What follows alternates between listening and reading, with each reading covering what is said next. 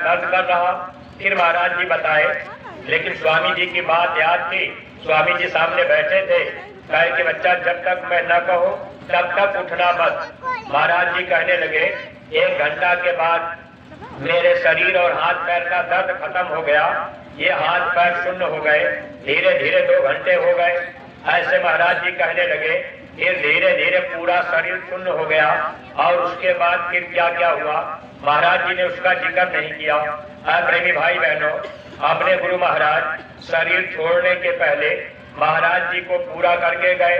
और महाराज जी इस समय संगत की भागदौड़ संभाल कर हम सत्संगी प्रेमी भाई बहनों के हित के लिए बराबर कोई न कोई आदेश किया करते हैं, ताकि हम प्रेमी भाई बहनों को परमार्थी लाभ मिल सके।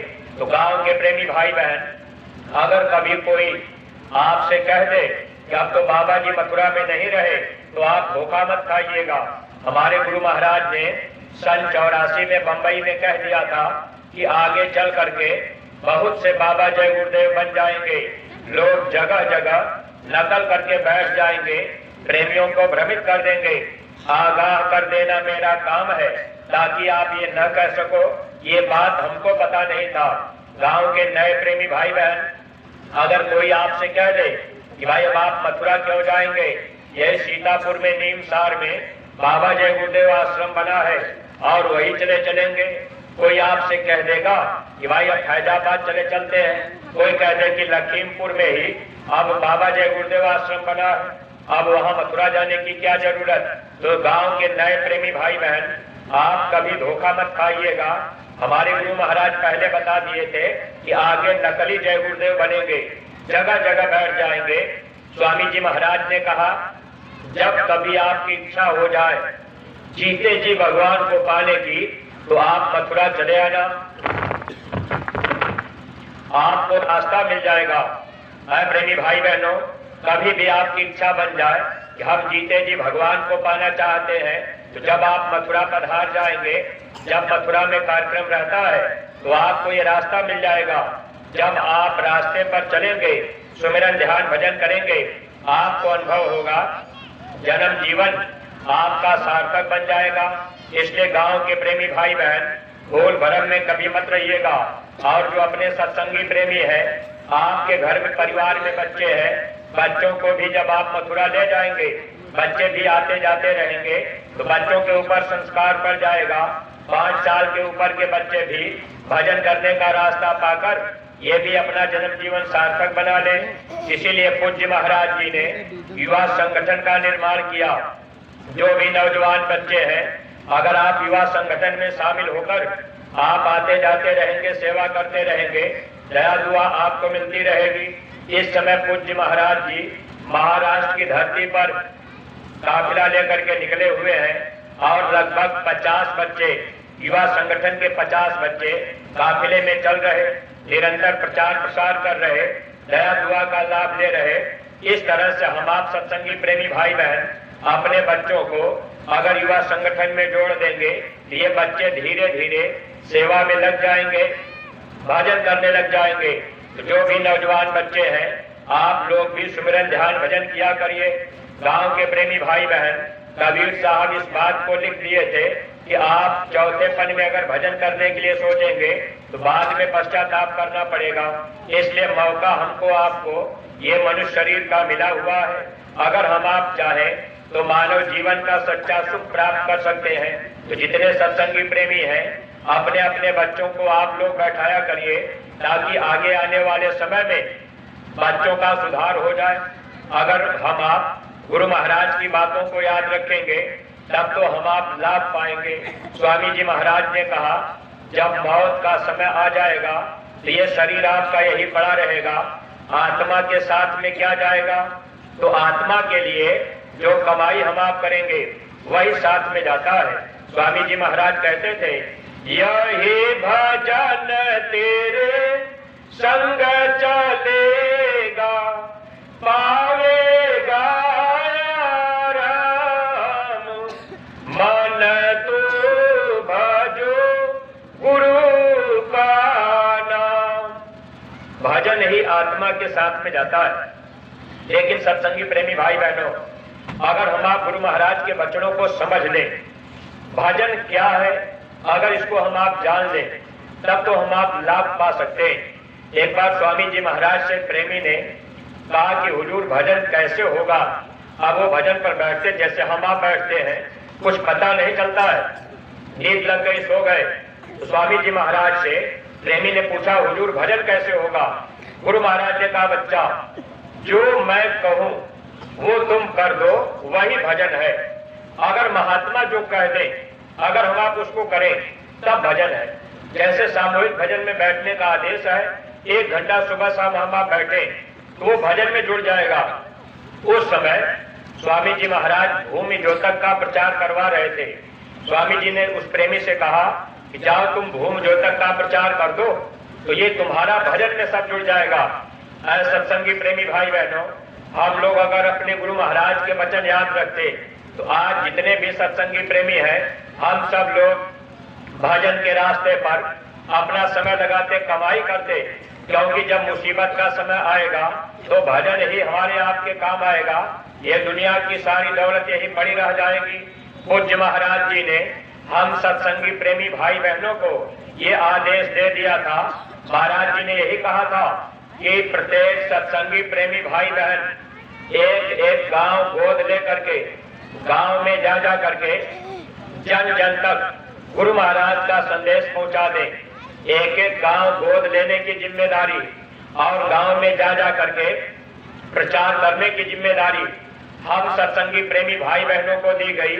लेकिन सत्संगी प्रेमी भाई बहन अगर हम लोग ये बात समझ गए होते, जो आदेश महात्मा देते हैं अगर उसका हम आप पालन करें तो वो हमारा आपका भजन में जुड़ता जाता।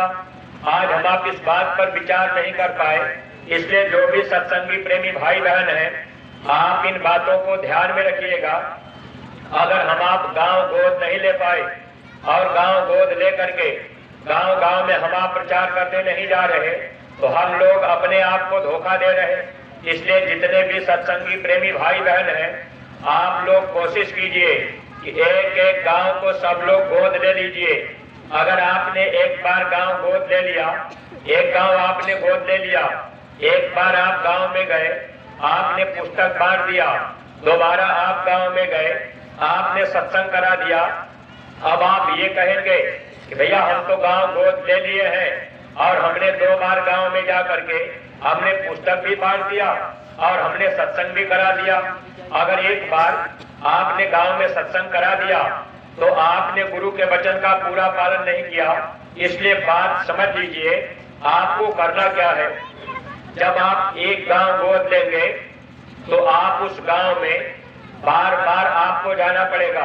अगर कोई आपसे कह दे, एक बार एक सत्संगी कहने लगे कि भैया हमने एक गांव गोद लिया है और हम 2 बार गांव में प्रचार किए, लेकिन कोई शाकाहारी नहीं बन रहा है, कोई गुरु महाराज की बात नहीं मान रहा, कोई शराब छोड़ नहीं रहा, तो भैया हम बार बार गांव में जाके क्या करेंगे। प्रेमी भाई बहनों, यही मन का धोखा है। अगर आपने ये समझ लिया कि भाई हमने गांव में किताब बांट दिया, हमने गांव में सत्संग करा दिया, लेकिन कोई शराब नहीं छोड़ रहा, कोई शाकाहारी नहीं बन रहा, कोई मथुरा जाने के लिए तैयार नहीं है और उस गांव में आना जाना आप बंद कर देंगे, तो आपको धोखा खाना पड़ेगा। ये बात आप बड़े अच्छे ढंग से समझ लीजिएगा। सत्संगी प्रेमी भाई बहनों, आज हम आप जितने सत्संगी हैं, कोई 20 साल से मथुरा जा रहा, कोई 25 साल से जा रहा, कोई 30 साल से मथुरा जा रहा, कोई 10 साल से मथुरा जा रहा। अब हम आप 20 साल 25 साल से मथुरा आते जाते रहे और गुरु महाराज के सत्संग वचन सुनते रहे, लेकिन अभी ध्यान से अगर देखा जाए तो हम आप पुराने सत्संगी प्रेमी भाई बहन अभी तक हम लोगों ने बीड़ी, सुर्ती, तंबाकू, गुटखा, पान नहीं छोड़ पाए।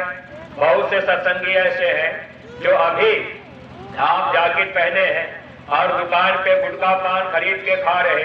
अब आपने कभी विचार किया, 20 साल से मथुरा हम आप जा रहे, अभी तक गुटखा, बीड़ी, सिगरेट नहीं छोड़ पाए और 2 दिन आपने गांव में जाके प्रचार कर दिया तो गांव का आदमी शराब छोड़ देगा। अब आप कह रहे कि जब 20 साल से आप मथुरा जा रहे, गुटखा, बीड़ी, सिगरेट नहीं छोड़ पाए, तो 2 दिन गांव में प्रचार करने से गांव का आदमी कैसे शराब छोड़ देगा। इसलिए आप अपने अपने को देखिए और जो गुरु महाराज ने आदेश दिया है उस आदेश का आप पालन कीजिए। गुरु महाराज ने यही कहा था कि बच्चे आप गांव गोद लेकर के जन जन तक मेरा संदेश पहुंचा देना। जैसे ये माताएं बहनें हैं, आप माताएं बहनें गांव गोद ले लीजिए, 5-6 माताएं बहनें अपनी टोली बना लीजिए और आप हफ्ते में 1 दिन 2 दिन या महीने में 3 दिन आप या महीने में 2 दिन गांव में अपने जाया करिए। जिस गांव को आपने गोद लिया है उस गांव में आप खुद जाइए। अगर 4-5 लोगों की टोली रहेगी और अच्छा रहेगा। अब गांव में जब जाइए, जिसके दरवाजे पर जाइए, जैसे आज आपने काफिला निकाला, अब ये काफिला आपका आया, बाबा जी का कहना शाकाहारी रहना, अगल बगल लोग सुन लिए कि भाई ये बाबा जय गुरुदेव के प्रेमी है, शाकाहारी वाले बाबा है, ये बात तो लोग सुन ले रहे। लेकिन प्रेमी भाई बहनों, जब आप गांव में जाएंगे, अगर गांव में आप प्रचार करने गए, झंडा लेकर के साइकिल मोटरसाइकिल पर टेम्पो पर बैठकर आपने कह दिया बाबा जी का कहना है शाकाहारी रहना है, अगर कोई आदमी घर में खाना खा रहा और वो दरवाजे के बाहर नहीं आया, अगर वो आदमी जानना चाहेगा कि बाबा जी शाकाहारी क्यों बना रहे, तो आप जब उनके घर में रुकेंगे, आप उनको बताएंगे, समझाएंगे, तब तो वो आपकी बातों को समझेंगे। इसलिए आपको केवल गांव गांव गली गली नारा लगाने की जरूरत नहीं। आप केवल नारा लगाएंगे तो इससे काम नहीं होगा। आपकी जिम्मेदारी है कि आप गांव में जाइए, जिस प्रेमी के घर जाइए, कोई भी प्रेमी हो, अगर शराबी आदमी हो तो उनके घर भी जाइए, अगर मांसाहारी है तो उनके घर भी जाइए, अगर मुसलमान है तो उनके घर भी जाइए। जब भी आप जाइए तो आप नम्रता के साथ आप उनसे जय गुरुदेव कहिए, दोनों हाथ जोड़कर जब आप जय गुरुदेव बोलेंगे तो अगला आदमी भी जय गुरुदेव कह देगा। अगर कोई जय गुरुदेव नहीं कहा, कोई जय राम कह दिया, कोई राम राम कह दिया, तो आप बुरा मत मानिएगा। आप उनको समझाइएगा कि भाई साहब आप भी जय गुरुदेव बोलेंगे तो आपको लाभ मिलेगा। अगर कोई गांव का आदमी कह दे कि भाई हम जय गुरुदेव क्यों बोले, हम तो जय राम बोलते हैं, आप पूछिएगा कि भाई साहब आप जय राम कहते हैं तो ये प्रथा कब से चली है। तो प्रेमी भाई बहनों, जब भगवान राम नहीं आए थे, राम का अवतार नहीं हुआ था, त्रेता युग नहीं लगा था, राम नाम कोई नहीं जानता था, तो जय राम कोई नहीं कहता था। भगवान का नाम संत रखते हैं, समय समय पर भगवान का नाम बदलता है, वक्त बदलता रहता है, इंसान बदलते रहते हैं, जब जैसा युग आता है प्रभु नाम बदलते रहते हैं। समय समय पर भगवान का नाम बदलता है। जब आप गांव में लोगों के बीच जाएंगे, अगर आप लोगों से कहेंगे कि भाई साहब जब त्रेता युग नहीं लगा था तो कोई जयराम नहीं कहता था, उसके पहले भी भगवान रहे होंगे, उसके पहले भी इंसान रहे होंगे। जब आप बताएंगे कि हमारे गुरु महाराज बताते थे समय समय पर भगवान का नाम बदलता है, अगर भगवान का नाम न बदलता होता अब तक एक ही नाम होता। तो जब आप लोगों से कहेंगे ये जय गुरुदेव नाम प्रभु का समय का जगाया हुआ नाम है, इस नाम से इस समय लोगों को लाभ मिलेगा। जब मुसीबत का समय आ जाए, कोई देवी देवता भगवान आपकी मदद न करे, आप जय गुरुदेव नाम लेकर के पुकारिएगा, आपको लाभ मिलेगा। जब आप गांव में समझाएंगे, अब एक बार आप गांव में गए, अब ऐसे जा करके एक दिन में आपने 4-6 गांव घर में प्रचार किया, दोबारा फिर आप गए, फिर आप 4-6 घर गए, फिर दोबारा गए, ऐसे उस गांव में कई बार आप जाते रहिए।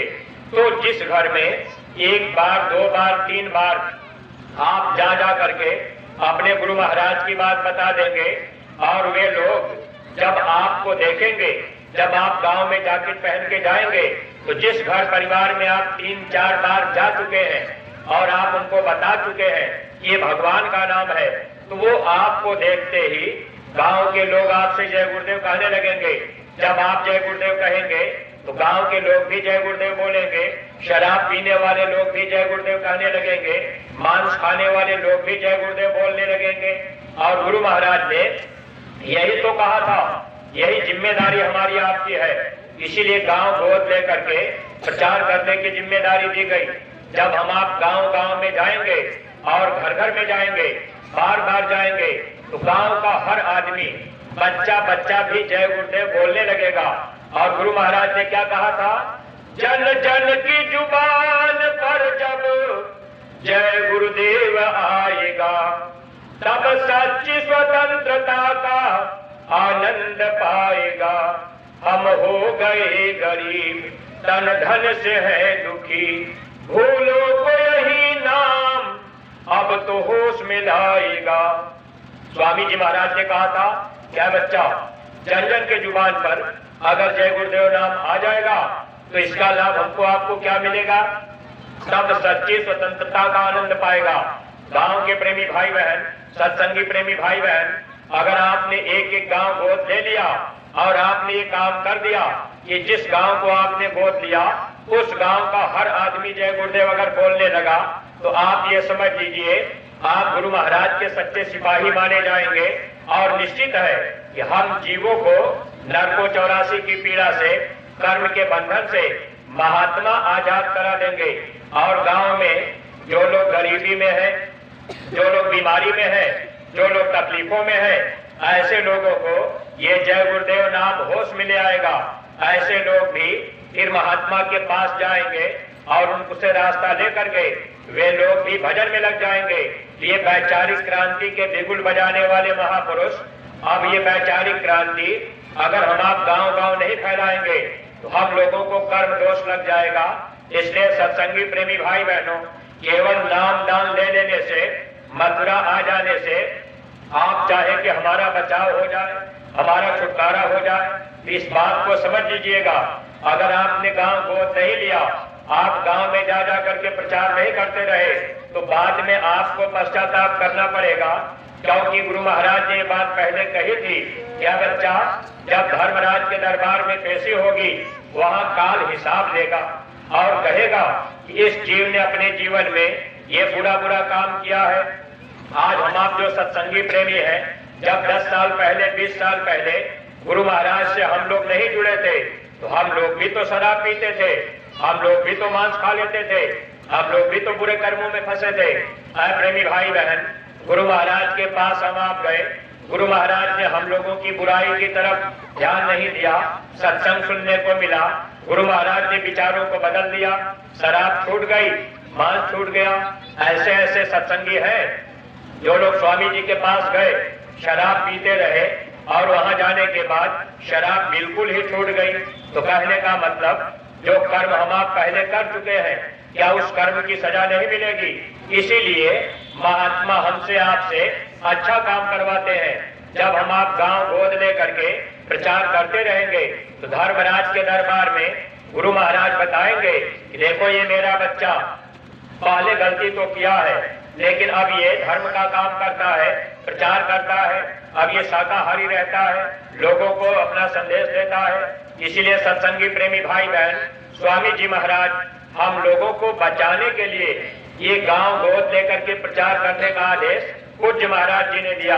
अब आप ये मत सोचिएगा हम प्रचार कर देंगे तो गांव के लोग शाकाहारी बन जाएंगे। अगर गांव के लोग शाकाहारी बन जाएंगे, मान लीजिए पूरा लखीमपुर, आपका पूरा जिला अगर आपने गांव गोद ले लिया और पूरे लखीमपुर के लोग शाकाहारी बन जाए तो फिर महात्मा की बात झूठी हो जाएगी। स्वामी जी महाराज ने कहा जब परिवर्तन होगा 12-12, 15-15 कोस पर चिराग जलेंगे, कोई बचेगा। प्रेमी भाई बहनों, बचने के लिए स्वामी जी महाराज ने बताया था कौन कौन लोग बचेंगे। तो अपने जो सत्संगी प्रेमी हैं, आप लोग इस बात को ध्यान रखिएगा। और जो न्याय पंचायत के जिम्मेदार बनाए गए, आप लोगों की सबसे बड़ी जिम्मेदारी है, अगर एक ब्लॉक अध्यक्ष से कह दिया जाए कि आप पूरे ब्लॉक के गांव में प्रचार कर दीजिए, ब्लॉक के जिम्मेदार पूरे गांव में प्रचार नहीं कर पाएंगे, उनका पूरा महीना भर समय लग जाएगा, तब भी प्रचार पूरा नहीं होगा। अगर न्याय पंचायत के जिम्मेदार, आपको जो जिम्मेदारी दी गई, अगर आप लोग अपनी अपनी न्याय पंचायत में अपने सत्संगियों को लेकर, जो आपकी न्याय पंचायत के सत्संगी हैं, अगर आप अपनी टोली बना ले, 10 आदमी, 20 आदमी, 5 आदमी की टोली रहे और आप महीना में अगर 1 दिन, 2 दिन, 3 दिन निकलने लग जाए, अगर एक दिन में आप 2 गांव प्रचार करें, महीना में अगर 3 दिन आप निकले तो 6 गांव होगा। आपके न्याय पंचायत में अगर 30 गांव है तो 5 महीने में पूरी न्याय पंचायत आपकी पूरी हो जाएगी। फिर 6वें महीने में आप एक बार फिर से चले जाइए।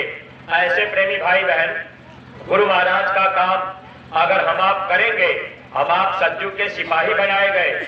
न्याय पंचायत की जिम्मेदारी जो दी गई, रजिस्टर आपको मथुरा से दिया गया, तो केवल सेवा वसूल करके अगर आपने ब्लॉक में जमा कर दिया, अब आपने सोच लिया कि हमारा काम हो गया। आप प्रेमी भाई बहनों, आपका जो मुख्य काम है गांव गांव प्रचार करना। आपके न्याय पंचायत में कोई गांव न बचे, कोई कुरवा न बचे, कोई घर न बचे जिस घर में आप गुरु महाराज की बात नहीं पहुंचा पाए।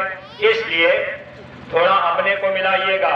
स्वामी जी महाराज ने बहुत पहले कहा था, जब काल का डंका बजेगा तो कोई कोई बच पाएगा। गुरु महाराज ने क्या कहा था? बज रहा काल का डंका, कोई बचने न पाएगा। बचेंगे साधु जन कोई, जो सत्य से लव लगाएगा। साधु जन बचेंगे, तो साधु का मतलब कोई लाल पीला नीला कपड़ा से नहीं होता। आपको कोई ऐसे साधु नहीं बनना है। अगर कोई जटा तिलक चंदन लगा ले और कहे कि हम साधु हो गए, साधु का मतलब होता है जो लोग अपने घर परिवार में रहते हैं, बाल बच्चों की आए गए की माता पिता की सेवा करते हैं, जो लोग झूठ नहीं बोलते, मेहनत ईमानदारी की कमाई करते हैं, जो लोग पराई माँ बहनों को अपनी माँ बहन समझते हैं, और जो लोग भगवान का भजन करते हैं, प्रभु के झंडे के नीचे रहते हैं, ऐसे लोग साधु जन होते हैं। तो आज हम आप जो सत्संगी प्रेमी हैं, अभी ऐसे साधु तो हम आप नहीं बन पाए कि भाई हमारा मन भजन में लग गया हो, यानी हमको आवाज सुनाई देती हो और अपनी लव भजन में लग गई। ऐसे साधु इसमें शायद कोई हो। मैं ये नहीं कह रहा कि सबका भजन नहीं बनता, लेकिन प्रेमी भाई बहनों, ऐसे साधु कोई कोई होंगे। फिर गुरु महाराज ने बताया, बचेंगे साधु जन जो इंद्रियों को साध रखे हैं। ऐसे साधु भी बचेंगे जो लोग अपनी इंद्रियों को बस में कर लिए। लेकिन प्रेमी भाई बहनों, आज के समय में हमारे आपके खान पान का इतना दुष्प्रभाव है। अगर कोई माँ बहन जा रही है तो कोई आदमी उधर से आ रहा, एक बार उसकी नजरें माँ बहन के चेहरे पर पड़ जाती है और अंदर में कभी बुरा ख्याल भी आ जाता है। तो हम आप अभी तक अपनी इंद्रियों को अपने काबू में नहीं कर पाए।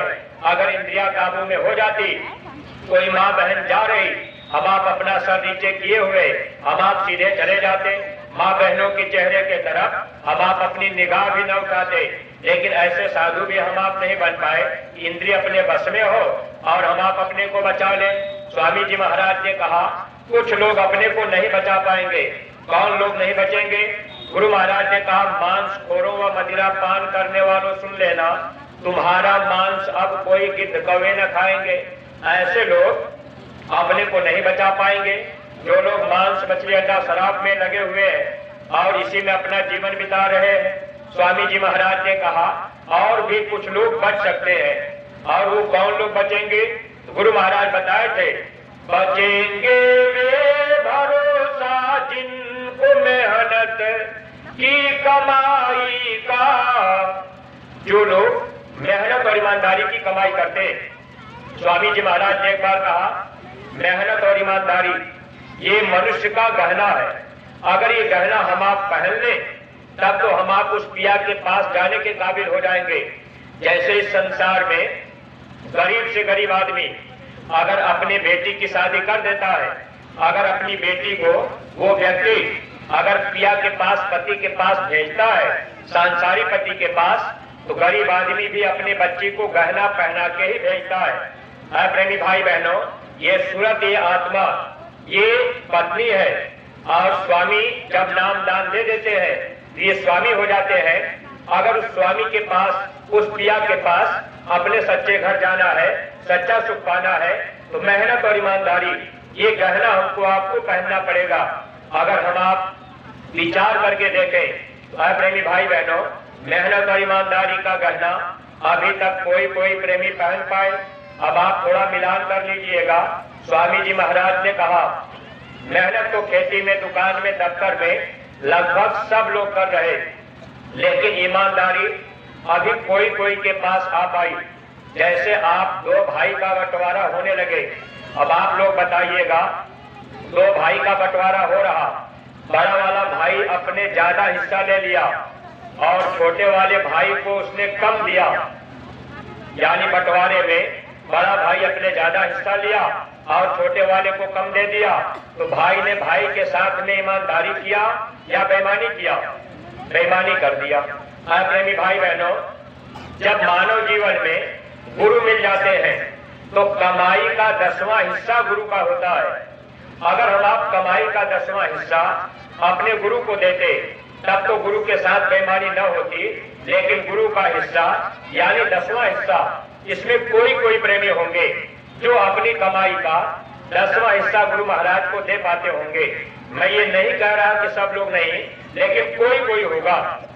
प्रेमी भाई बहनों, गुरु महाराज का सत्संग बंबई में थाना में हो रहा था, रक्षाबंधन का दिन था। उस समय स्वामी जी महाराज ने सत्संग में ये बात कही, क्या बच्चा, अगर गुरु का 10वां हिस्सा तुम नहीं दे पा रहे तो कम से कम 20वां हिस्सा दे देना, यानी 100 रुपए में 10 रुपए गुरु का हिस्सा होता है।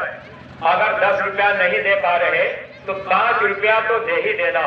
प्रेमी भाई बहनों, अगर हम आप 5% भी गुरु को हिस्सा नहीं दे पाए, गुरु के वचन को नहीं मान पाए, तो निश्चित है हमारे आपके अंदर अभी ईमानदारी कहाँ आ पाई।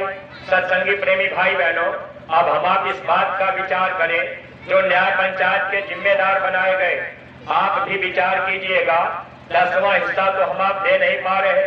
अगर हम आप अपने धन में गुरु का 10वां हिस्सा लगा देते, नहीं 10वां लगा रहे तो 20वां हिस्सा दे दीजिएगा, यानी 5% दे दीजिएगा। और तन में भी गुरु का हिस्सा होता है।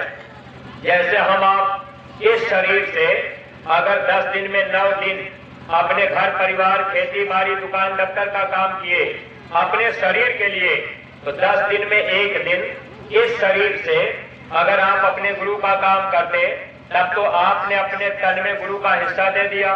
लेकिन प्रेमी भाई बहनों, अगर आपसे कह दिया जाए कि भाई आप प्रचार में चलिए, तो हम आप अपना समय नहीं दे पा रहे।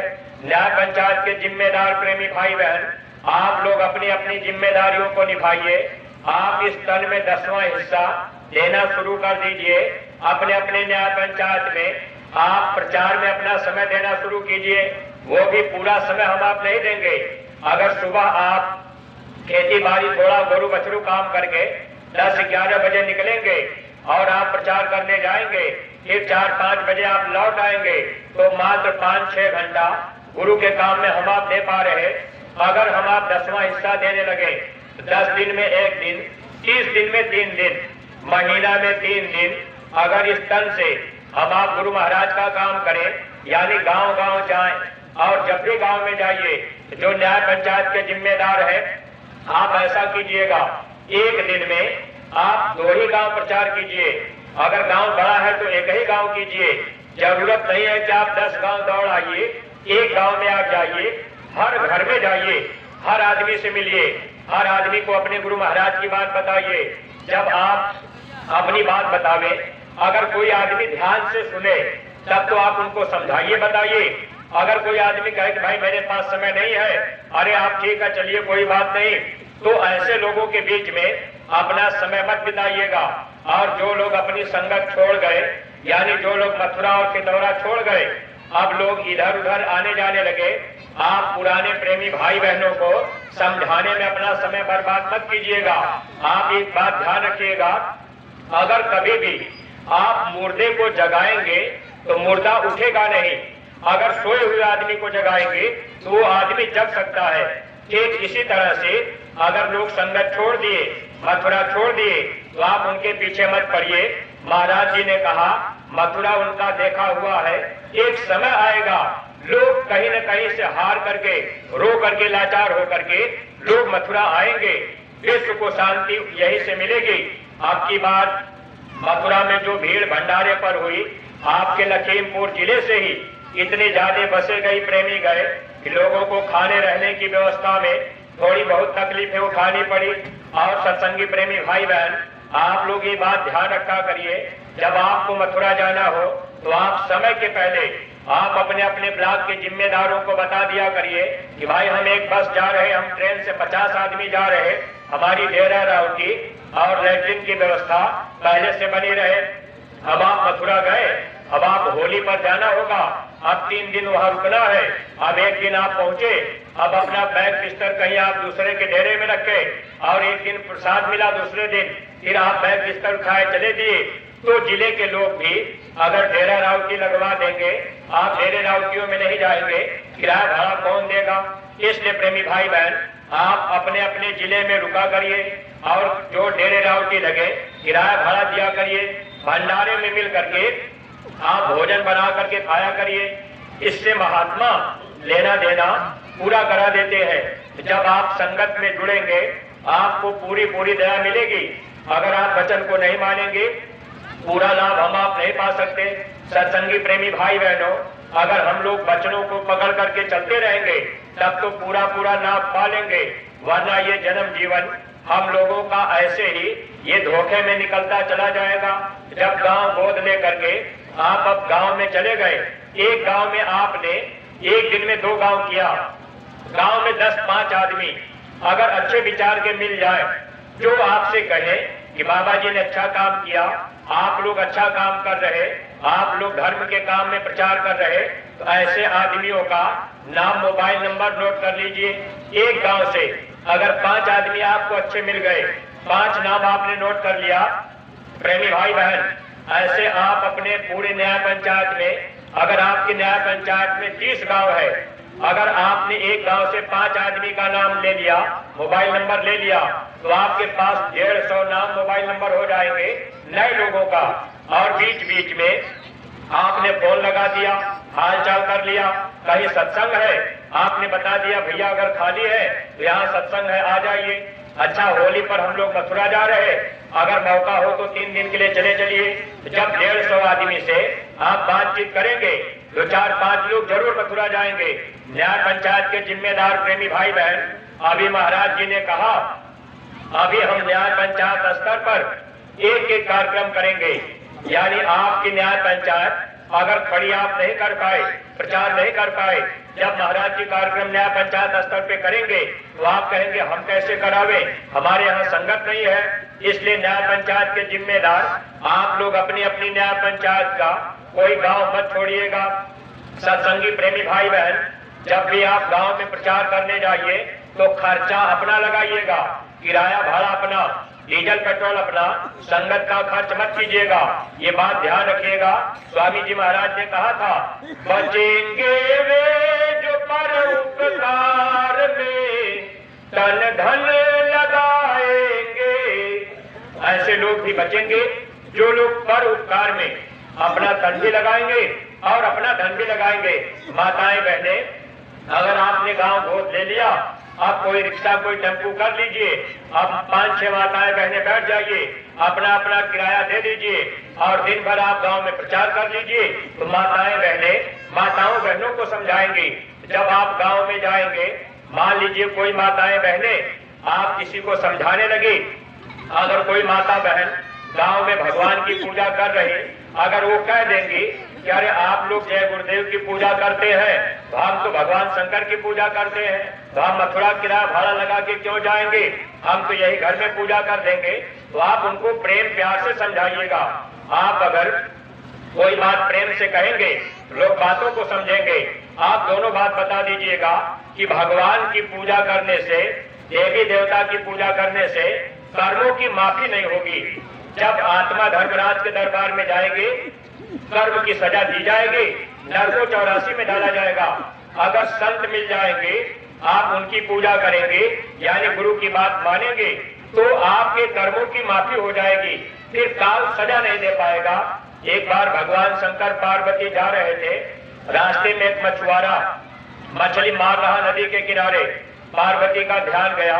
पार्वती ने कहा भगवान शंकर से, स्वामी मछुआरे को मना कीजिए, मछली को मार करके पानी के बाहर न करें। भगवान शंकर ने कहा पार्वती मेरा काम मना करने का नहीं है, तुम चुपचाप चले चलो, वो अपना जो काम कर रहा करने दो। आज जब आप गांव में प्रचार करने जाएंगे, बहुत से लोग कहते हैं अरे जय गुरुदेव कौन भगवान हो गए, मांस मछली अंडा शराब छुड़ा रहे। हम तो राम को मानते हैं, हम कृष्ण को मानते हैं, हम जय गुरुदेव की बात क्यों सुने? गांव के प्रेमी भाई बहनों, अगर आप राम को मानते होते तो आप शाकाहारी होते, आप शराब का सेवन न करते, आप गांजा न पीते। विचार कर लीजिएगा, जब भगवान राम आए, रावण का वध किए। रावण बलवान था, धनवान था, रावण विद्वान था, कमी क्या रही रावण में? बस रावण का खान पान गंदा था, रावण मदिरा पान करता था, पराई माँ बहनों पर कुदृष्टि डालता था। अगर आज आप रावण का गुण अपना लिए, आज आप मदिरा पान करने लगे, आप मांस खाने लगे, जीव हिंसा करने लगे, निश्चित है कि जब आप शराब पिएंगे तो पराई माँ बहनों पर नजर बहकेगी, इंद्रियां चंचल होंगी, आप बुरे कर्मों में फंसेंगे। इसलिए प्रेमी भाई बहन, जो काम भगवान राम ने किया, जो काम भगवान कृष्ण ने किया, समय पर उन लोगों ने भी अपना संदेश लोगों को दिया था। वही काम हमारे गुरु महाराज अब हम प्रेमियों के द्वारा करवा रहे।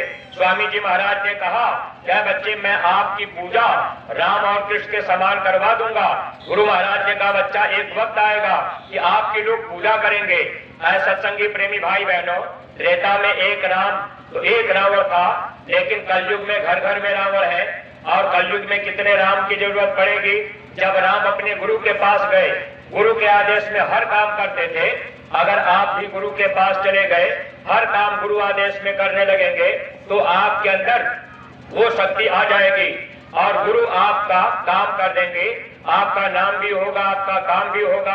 तो जब आप गांव में जाइए तो जरूर ये बात समझा दीजिए। भगवान शंकर पार्वती चले जा रहे, पार्वती ने कहा स्वामी मना कर दीजिए। भगवान शंकर ने कहा मैं मना नहीं करूंगा, मेरा काम मना करने का नहीं है। प्रेमी भाई बहनों, आप देख लीजिए, फिर भगवान शंकर पार्वती वापस उसी रास्ते से आ रहे थे। नदी के किनारे बालू में एक ऊंट बेचारा गिरा पड़ा था, हाथ पैर पटक रहा था, उठ नहीं पा रहा था। पार्वती को दया आ गई, उन्होंने कहा स्वामी वो ऊंट को उठा दीजिए, दया कर दीजिए, उठ जाए। भगवान शंकर ने कहा मेरा काम दया करने का नहीं है, पार्वती तुम चुपचाप चलो। पार्वती ने जिद कर लिया कि स्वामी उस बार जब मछुआरा मछली मार रहा था, मैंने कहा तो आपने कहा कि मेरा काम मना करने का नहीं। अब जब मैंने आपसे कहा कि ऊंट के ऊपर दया कर दीजिए, तो आप कह रहे हैं मेरा काम दया करने का नहीं है। तो आपका काम क्या है? गांव के प्रेमी भाई बहन, भगवान का काम, देवी देवता का काम क्या है, आप ये समझ लीजिएगा। अगर आप उनकी पूजा पाठ कर रहे तो आपको मनाही नहीं है, लेकिन विचार कर लीजिएगा कि परिणाम क्या होगा। भगवान राम ने अपना काम बताया, भगवान शंकर ने पार्वती को समझाया, कहा देखो पार्वती, मेरा काम केवल कर्म फल देने का होता है। ये ऊंट जो है ये अपना कर्म भोग रहा है, तुम चुपचाप चलो। पार्वती ने पूछा स्वामी कैसा कर्म भोग रहा? तब भगवान शंकर बताए कि देखो पार्वती, ये ऊंट जो है ये अगले जन्म का मछुआरा है, आत्मा वही है, बस शरीर बदल गया, आत्मा नहीं मरती, शरीर बदलता है। भगवान शंकर ने कहा अगले जन्म में मछुआरा बनकर मछलियों को मार मार के खाया, मछलियां पानी के बिना तड़प तड़प के मर गई, और वही ऊंट अब वही मछुआरा ऊंट बनकर इसी बालू में पड़ा है, पानी के बिना तड़प तड़प के मर जाएगा। पार्वती तुम चलो, ये अपना कर्म भोग रहा है। पार्वती ने कहा स्वामी ठीक है, ये बात मैं आपकी मान लेती हूँ, लेकिन इसके शरीर में घाव है, कीड़ा पड़ गए, बड़े बड़े कीड़े काट रहे, ये कौन सा इसका कर्म है? तब भगवान शंकर ने कहा पार्वती, जब ये मछुआरा बना था तो मछलियों के मांस को इसने खाया है, और वही मछलियां अब कीड़ा बन करके आज इसके मांस को नोच नोच के खा रहे। पार्वती तुम चलो, ये अपना कर्म भोग रहा। ऐसे सत्संगी प्रेमी भाई बहनों, जब आप गांव गांव जाएंगे, गांव में लोग देवी देवता भगवान की पूजा पाठ कर रहे, जब आप उनसे कहेंगे कि अगर संत मिल जाएंगे गुनाहों को माफ कर देंगे, संत भगवान से बड़े होते हैं, परमेश्वर से गुरु बड़े, गावत वेद पुराण, सहजो हरि के मुक्ति है, गुरु के घर भगवान। सत्संगी प्रेमी भाई बहनों, जब आप गांव में जाएंगे, गांव में लोगों से कहेंगे कि हमारे गुरु महाराज ने प्रार्थना किया है, आप इस मनुष्य मंदिर को गंदा मत कीजिएगा, कोई ऐसा नशा मत कीजिए जो बुद्धि को पागल कर दे, माँ बहन बहू बेटी की पहचान खत्म हो जाए, आप शाकाहारी रहिएगा। गांव का कोई आदमी कह देगा अरे भाई जीवे जीवाहार है तो बाबा जी मना क्यों कर रहे, तो आप उनको 2-4 मिनट समय दे करके समझाइएगा। जब आप समझाएंगे तब लोग बात को समझ पाएंगे। एक बार हमारे गुरु महाराज के पास एक आदमी गया, सत्संग अच्छा लगा। स्वामी जी ने सत्संग में बाद में कहा कि देखो बच्चे, जीव हिंसा मत करना, हिंसा बहुत बड़ा पाप है। वो आदमी टमाटर ले करके स्वामी जी के सामने खड़ा हो गया। आदमी बोला महाराज आपने बात हमको अच्छी बताई, लेकिन आपने कहा जीव हिंसा मत करना, तो टमाटर में भी तो जीव है, तो आखिर हम क्या खाएंगे, हम इसको काटेंगे, ये भी तो जीव है, तो आपने कहा जीव हिंसा मत करना। तो स्वामी जी महाराज ने कहा बच्चा, एक दिन के सत्संग में पूरी बात तो समझ नहीं पाओगे। अगर एक दिन में सब लोग समझ जाए तो महात्मा बार बार सत्संग क्यों सुनाए, बार बार हमको आपको मथुरा जाने के लिए क्यों कहा जाता है। बहुत से पुराने सत्संगी कहते हैं कि अरे एक बार हम नाम दान ले आए, बार बार क्यों जाएंगे। अगर बार बार आप नहीं जाएंगे, सत्संग के वचन आपको याद नहीं रहेंगे और मुसीबत में आप धोखा खा जाएंगे। हमारे गुरु महाराज ने कहा जब आपको वचन याद रहेंगे तो मुसीबत में आपका बचाव हो जाएगा। सत्संग में आने जाने से वचन याद रहते हैं। अगर वचन याद रहेगा, जब वो दृश्य आपके सामने गुजरेगा तो आपको पता लग जाएगा। एक बार स्वामी जी महाराज ने कहा अगर दिन में सियार बोले, रात में कौवा बोले, शाम को बिल्ली अपने बच्चों को लेकर गांव के बाहर जाने लगे, अगर ऐसा दृश्य आपको दिखाई दे जाए तो गुरु महाराज ने कहा है बच्चा, ऐसा अगर दृश्य दिख जाए, हो सके तो आप अपने घर से सामान बाहर कर लेना, वरना घर छोड़ करके बाहर निकल जाना। है प्रेमी भाई बहनों, जब सत्संग के वचन हम आप सुनेंगे तो समय पर वचन याद आ जाएगा। मुसीबत में गुरु का वचन हम लोगों के लिए सहारा बनेगा। स्वामी जी महाराज ने कहा बच्चा, ये जो टमाटर है, ये जितने पेड़ पौधे साग सब्जी फल फूल है, ये मनुष्य के लिए बनाए गए जीवे जीव आहार है, लेकिन मनुष्य के लिए ये पेड़ पौधे साग सब्जी फल फूल बनाए गए। लेकिन आज के समय में आदमी का विचार क्या है, लोग कहते हैं कि भाई बकरा नहीं खाएंगे, मुर्गा नहीं खाएंगे, तो आखिर ये क्या होंगे, हल जोतेंगे। प्रेमी भाई बहनों, आपने जीवे जीवाहार समझकर अज्ञानता में अपना नुकसान कर लिया, इससे गुनाहों की सजा दी जाएगी। अदले बदले का देश है। अब वो आदमी स्वामी जी महाराज से कहा कि महाराज जीवे जीवाहार है तो फिर बकरा मुर्गा भी तो लोग खा सकते हैं। तब स्वामी जी महाराज ने समझाया, कहा बच्चा एक बात बताओ, बुरा मत मानना। गुरु महाराज ने कहा एक सुअर है और एक मनुष्य है। सुअर का भोजन है टट्टी बिस्ठा, एक थाली में टट्टी बिस्ठा रख दिया जाए, और मनुष्य का भोजन है चावल दाल रोटी सब्जी। स्वामी जी ने कहा बच्चा, एक थाली में चावल दाल रोटी सब्जी रख दिया जाए, चावल दाल रोटी सब्जी की थाली उठा करके सुअर के पास में रख दिया जाए और टट्टी बिस्ठा की थाली उठाकर मनुष्य के पास में रख दिया जाए, तो बच्चा ये बताओ, जो भोजन सुअर का है वो मनुष्य के पास में रख दिया जाएगा, तो बताओ तुम खा लोगे। आदमी कहा महाराज हम टट्टी बिस्ठा कैसे खाएंगे। स्वामी जी महाराज ने कहा बच्चा जीवे जीवाहार है, सुअर भी जीव है और मनुष्य भी जीव है। जब सुअर टट्टी बिस्ठा खा सकता है तो मनुष्य भी तो खा सकता है। आदमी कहा महाराज ऐसा नहीं हो सकता।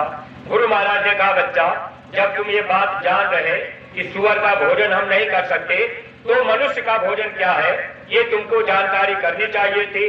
वेदों में लिखा गया था, मोहम्मद साहब का पैगाम हदीस पुस्तक में लिखा गया था, ऐ इंसान मैंने तेरे लिए तरह तरह के पेड़ पौधे दाल खजूर फल फूल सूखे गिले मेवा मिश्री दूध ही पैदा किया, आप इसका सेवन करो, घृणित और बदबूदार मांस का सेवन मत करो।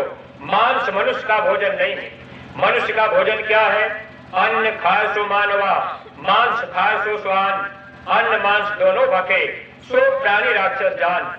मनुष्य का भोजन अनाज फल फूल साग सब्जी, आप इसका भोजन कर सकते हैं। लेकिन प्रेमी भाई बहनों, आज हम आप जिभ्या के स्वाद में अज्ञानता में मांस मछली अंडा शराब खाने पीने लग गए। तो सत्संगी प्रेमी भाई बहन, जब आप एक एक गांव में गोद लेकर के जाएंगे, एक एक घर में जाएंगे, जब आप समझा करके बता करके चले आएंगे, तो लोग बाद में कहेंगे कि जय गुरुदेव वाले बात सही बता रहे। ऐसे 2 बार 4 बार 6 बार, जब बार बार आप गुरु महाराज की बात कहेंगे आदमी के दिमाग में विचार में बदलाव होगा। ये वैचारिक क्रांति है, कोई मार काट के द्वारा नहीं, कोई हिंसा, कोई हत्या, कोई फांसी की बात मत करना। अगर कोई फांसी की बात करेगा तो वो फंस जाएगा।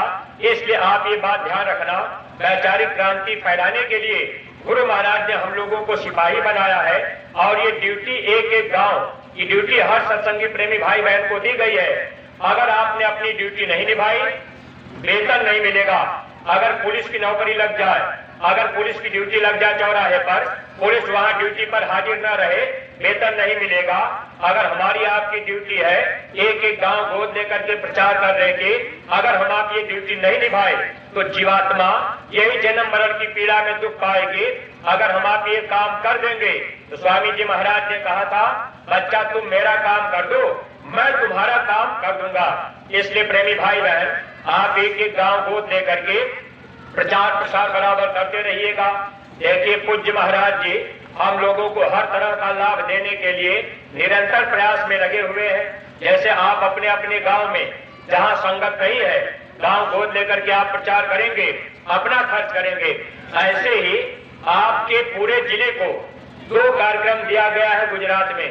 अब आप ये ध्यान रखिएगा, महाराज जी अभी निकले हैं, महाराष्ट्र से होकर के कर्नाटक जाएंगे, कर्नाटक से गुजरात आएंगे, फिर मध्य प्रदेश होते हुए महाराज जी होली के 6-7 दिन पहले मथुरा वापस आ जाएंगे। लेकिन प्रेमी भाई बहनों, महाराष्ट्र में, गुजरात में और कर्नाटक में संगत नहीं है। गुरु महाराज अपने समय में प्रचार प्रसार किए, लेकिन महाराज जी का जो कार्यक्रम गुजरात में होने जा रहा, वो कार्यक्रम कराने की जिम्मेदारी, 2 कार्यक्रम की जिम्मेदारी आप लखीमपुर जिले को दिया गया है। लखीमपुर के सत्संगी प्रेमी भाई बहन, आपको गुजरात जाना होगा और दोनों कार्यक्रम में 20 दिन का समय आपका लगेगा। यानी आप वहां जाएंगे, आप वहां प्रचार करेंगे, आप वहां भंडारा चलाएंगे, नए लोगों को आप इकट्ठा करेंगे, महाराज जी का सत्संग होगा, महाराज जी लोगों को सत्संग सुनाएंगे और लोगों को रास्ता मिलेगा भजन करने का, और महाराज जी की भी सेवा आपको करनी पड़ेगी। तो इस तरह से गुजरात का 2 कार्यक्रम आपको कराना है। अगर कह दिया जाए कि भाई 20 दिन के लिए गुजरात चलना है, वहां प्रचार करना है, तो इसमें से शायद 10-5 आदमी तैयार हो पावे। कहेंगे भैया हम कैसे जाएंगे, अभी हमारे गन्ने की पर्ची लगी है, अभी गेहूं में पानी लगाना है, तो हमारे पास तो भैया समय नहीं है। आप प्रेमी भाई बहनों, तन की सेवा हम आप नहीं कर पाते, जबकि महात्मा जानते हैं तन की सेवा करने से परमार्थ बनता है। ऐसे सत्संगी प्रेमी भाई बहनों, बहुत पहले स्वामी जी के समय में एक प्रार्थना गाई जाती थी, कहते हैं जय गुरुदेव सुन धर ध्यान प्यारे भाइयों, परमार्थ का आधार है श्रम दान प्यारे भाइयों। शारीरिक सेवा आप करेंगे तो आपका परमार्थ बनेगा। लेकिन आज 20 दिन के लिए गुजरात आपको भेजा जाए तो आप जाने के लिए तैयार नहीं होंगे। तब महात्माओं ने जब देखा कि अब कलयुग में जीव इतने फंस चुके हैं, मोह ममता में जकड़ चुके हैं, इनके पास समय नहीं है, तब महात्माओं ने धन की सेवा लगा दिया कि अगर ये जीव तन की सेवा नहीं कर पा रहे तो धन की सेवा कर लेंगे, तो इनका परमार्थ बन जाएगा। तो सत्संगी प्रेमी भाई बहनों, अगर आप गुजरात नहीं जा पा रहे तो इतना जरूर ध्यान रखिएगा, गुजरात आने और जाने का जो किराया भाड़ा लगता है, आप 20 दिन आप समय नहीं दे पाएंगे, तो अगर जो गुजरात आने जाने का किराया भाड़ा लगता है, उतनी ही सेवा आप लोग गुजरात के कार्यक्रम की कर दीजिए कि भाई अगर गुजरात जाने में 1000 रुपया लग रहा हो, 1500 लग रहा हो, तो आप उतनी सेवा अपने न्याय पंचायत के रजिस्टर में लिखवाइएगा। सेवा कैसे देना है ये भी समझ लीजिए, वरना पूरा लाभ नहीं मिलेगा। महात्माओं ने लिखा, आज्ञा माही उठे बैठे, आज्ञा आवे जाई, आज्ञा माही लेवे देवे, आज्ञा पहरे खाई। गुरु आदेश में लेना देना करेंगे तब आपको लाभ मिलेगा। तो जितने सत्संगी प्रेमी भाई बहन हैं, आप लोग अपनी अपनी सेवा अपने अपने न्याय पंचायत के जिम्मेदार के पास जमा करेंगे। आप लोग ये जानकारी रख लिया करिए कि हमारी न्याय पंचायत कौन है। अगर इसी में माताओं बहनों से पूछा जाए कि आपकी न्याय पंचायत का क्या नाम है, तो आपको जानकारी नहीं होगी। अभी सत्संगी प्रेमियों को भी नहीं जानकारी, इसलिए आप इस बात की जानकारी कीजिए, हम किस न्याय पंचायत में रहते हैं, किस ग्राम सभा में रहते हैं, हमारी न्याय पंचायत का जिम्मेदार कौन है? आप अपनी सेवा न्याय पंचायत के रजिस्टर में लिखवाइए और अपना हस्ताक्षर कर दीजिएगा। अगर दूसरी न्याय पंचायत का कोई आदमी आपके बीच में आ जाए, अगर मान लीजिए कोई दूसरी न्याय पंचायत का जिम्मेदार अब आपके घर में रिश्तेदारी है, अब वो आपके घर आ गए, आप सोचेंगे भाई हमारी जाति बिरादरी के हैं, हमारे रिश्तेदार हैं, तो हम इन्हीं को सेवा दे दें। अगर आपने ऐसा कर लिया तो आप गुरु वचन से गिरेंगे। महात्माओं ने लिखा है, भक्ति कब तक नहीं होती? जब लग नाता जाति का, तब लग भक्ति न होए। भक्ति करे कोई सूरमा, जाति वर्ण सब खोए। अगर भक्ति में जाति बिरादरी का नाता आप रखेंगे, भक्ति नहीं होगी। इसलिए अपनी सेवा न्याय पंचायत के जिम्मेदार के पास अगर कोई न्याय पंचायत के प्रेमी या कोई सत्संगी दूसरे को देने लगे तो आप भी बताया करिए कि भाई अपने अपने न्याय पंचायत में लिखाइए। न्याय पंचायत के लोग अपनी अपनी सेवा ब्लॉक के रजिस्टर में जमा करेंगे और ब्लॉक के जिम्मेदार ये सेवा जिले में देंगे। जिले के माध्यम से ये सेवा आपके गुजरात में खर्च की जाएगी। हिसाब किताब कितना खर्च हुआ, कितना आया, कितना बच गया, कितना घट गया, ये ब्लॉक के लोग अपने जिले से हिसाब किताब मांग लिया करें और सत्संगी प्रेमियों को न्याय पंचायत के जिम्मेदार को बता दिया करें। पारदर्शिता रहेगी, हिसाब किताब साफ रहेगा, सेवा देने में लोगों का मन लगेगा, लोग सेवा करेंगे, आपस का प्रेम बढ़ेगा। अगर आपस का प्रेम नहीं बढ़ा, प्रेम खत्म होगा तो नुकसान अपना होगा। इसलिए सत्संगी प्रेमी भाई बहन, आप लोगों से प्रार्थना है, ये सेवा आप लोग कीजिएगा जो गुजरात के कार्यक्रम की है। और जब जब कार्यक्रम लगे ध्यान रखा करिए, कोई भी वचन छूटने न पावे, हर सेवा में आपकी भागीदारी हो जाए। जैसे ये मेरा कार्यक्रम आपके ब्लॉक में लगा, ये ब्लॉक स्तरीय कार्यक्रम है और पूरे आपके लखीमपुर में 15 दिन का ये कार्यक्रम अब ब्लॉक के जिम्मेदार की जिम्मेदारी है। वो कार्यक्रम कराएंगे और वो खर्च करेंगे और वो कितना विदाई दे रहे हैं वो उनके ऊपर निर्भर, लेकिन इसमें भी आपकी भागीदारी होनी चाहिए। 10 रुपया, 5 रुपया, 20 रुपया, 100, 50, यानी हर सेवा में आपकी सेवा कर जानी चाहिए। ये बातों का ध्यान रखा करिए। सत्संगी प्रेमी भाई बहन, आप एक एक गांव को गोद दे करके गांव गांव में जाया करिए। जब आप गांव में जाएंगे, आप गांव में कोई आदमी बीमारी में तकलीफ में है, कोई कहेगा अरे भाई हम तो बड़ी बीमारी में है, तो हमारे ऊपर दया हो जाए, हम बाबा जी के पास चलेंगे। एक सत्संगी शाहजहांपुर के वो ऐसे प्रचार कर रहे हैं। एक गांव का बीमार आदमी, उसने कह दिया कि अगर हमारी बीमारी ठीक हो जाए तो हम मथुरा चले चले। संजोग से प्रेमी ने कह दिया कि आप मथुरा चले चलिए। जब वो मथुरा गए, महाराज जी से मिले और उन्होंने अपनी तकलीफों को बताया, दया हो गई, बीमारी ठीक हो गई। अब वो आदमी अपने गांव में आकर के जब बताया तो पूरा गांव बस भर करके लोग गए। प्रेमी भाई बहनों, हालांकि महात्मा तो लाभ सबको देते हैं, लेकिन एक बात का ध्यान रखिएगा, बीमारी 3 प्रकार से आती है, बद परहेजी से, मौसम की तब्दीली से और प्रारब्ध कर्मों से। ये जो प्रारब्ध कर्म की बीमारी होती है वो बीमारी समय पूरा होने पर ही ठीक होगी। अगर आपके प्रारब्ध में लिखा है कि 6 महीने तक ये बीमारी आपके पास रहेगी, तो 6 महीने के अंदर चाहे जितने अच्छे डॉक्टर से आप इलाज करवा लीजिए, चाहे जितनी दवा आप खा लीजिए, लेकिन ये प्रारब्ध की बीमारी जब 6 महीने का समय पूरा होगा तब ये ठीक होगा। दूसरी बीमारी मौसम के बदलाव से, मौसम की तब्दीली से, जैसे बरसात गई और जाड़ा जब आने लगा, बीच में सर्दी, जुकाम, बुखार, खांसी, ये सबको हो जाता है लगभग। तो ये बीमारी जो आती है मौसम के बदलाव से आती है, हल्की फुल्की दवा से ठीक भी हो जाती है। और कितने लोग दवा भी नहीं करते तो काढ़ा पी लेते हैं, तब भी उनका बीमारी चली जाती है।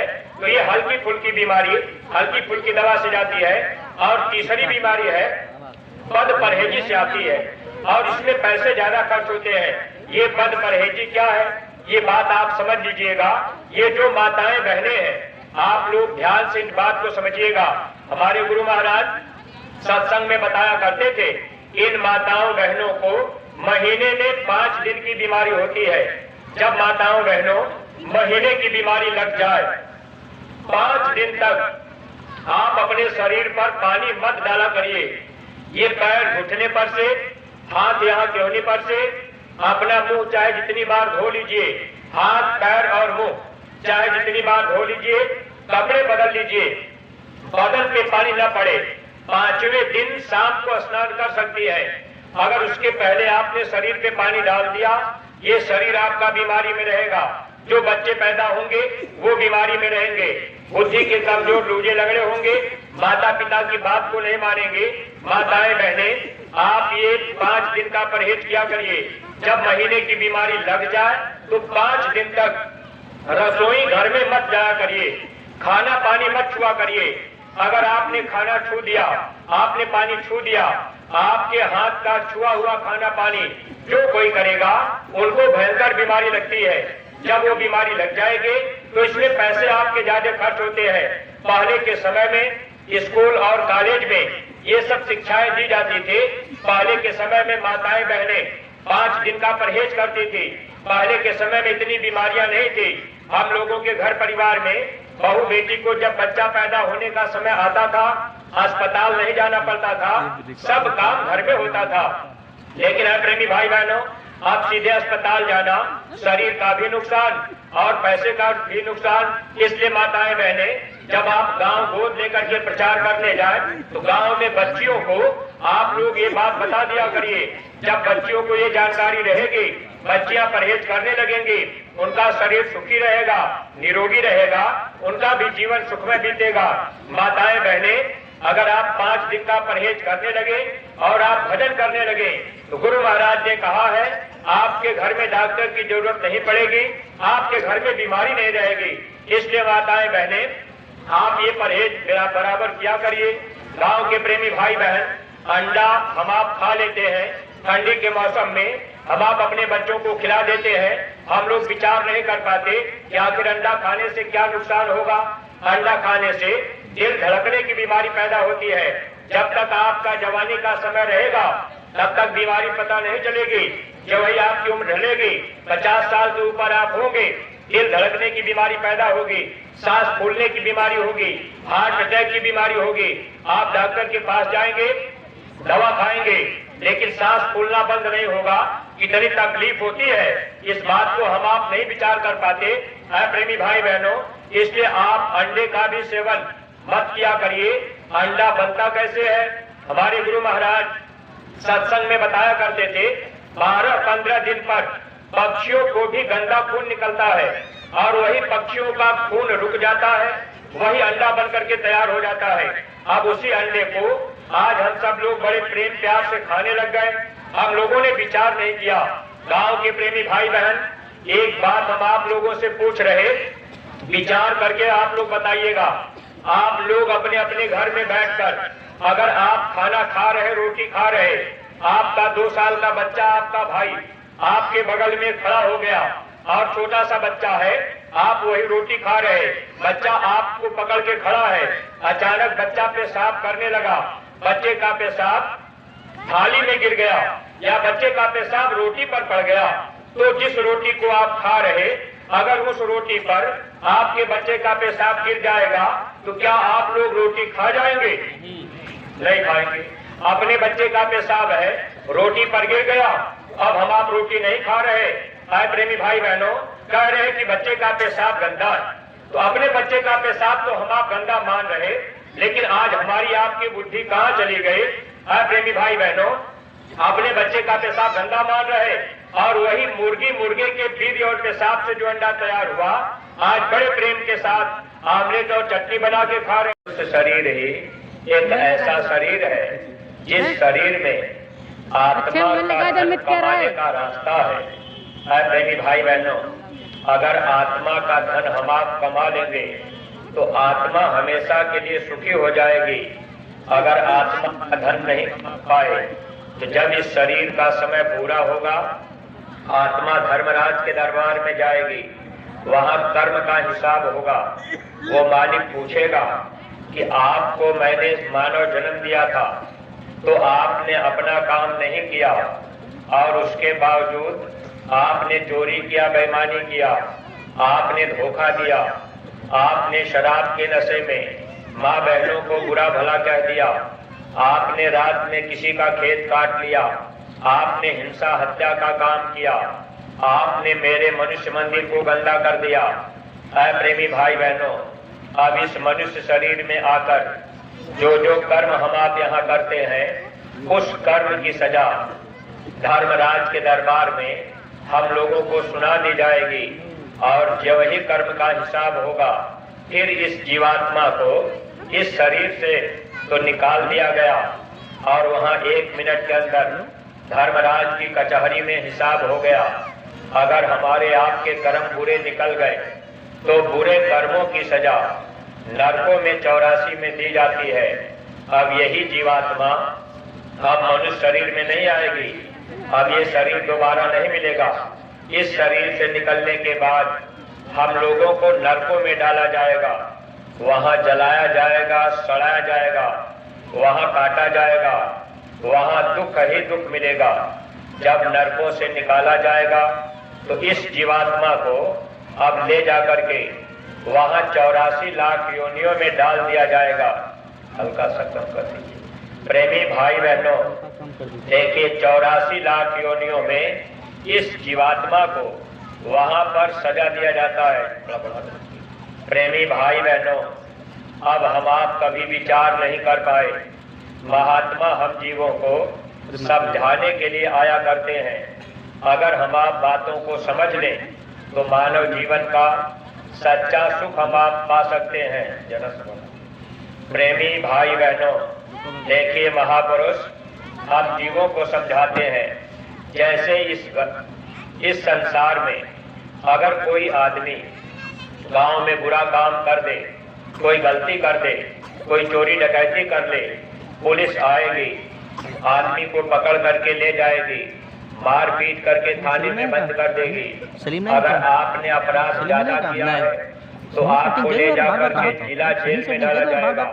अगर उससे भी भारी अपराध आपने किया है तो आपको ले जाकर के सेंट्रल जेल में डाला जाएगा।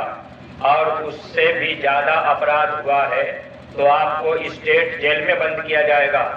4 जेल यहाँ पर बनाए गए, थाने के हौलात, डिस्ट्रिक्ट जेल, सेंट्रल जेल और स्टेट जेल। ये 4 जेल किसके लिए बनाए गए?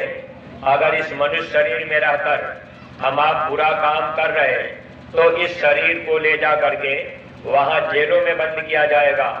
ठीक उसी तरह से 4 जेल कुदरत ने भी बनाया, अस्थावर, उस्मज, अंडज और पिंडज। ये 4 जेल है। इस जेल में आत्मा को सजा दिया जाता है। जब इस शरीर से आत्मा निकल गई, धर्मराज की कचहरी में कर्म का हिसाब हुआ। कर्म का हिसाब करने के बाद अब यही आत्मा पहले जेल में जाएगी। पहला जेल है अस्थावर खान। इस धरती पर जितने पेड़ पौधे हैं सब अस्थावर में आते हैं। 30 लाख प्रकार की योनि होती है। अब यही आत्मा 30 लाख बार पेड़ पौधा बनेगी, जन्मेगी, मरेगी।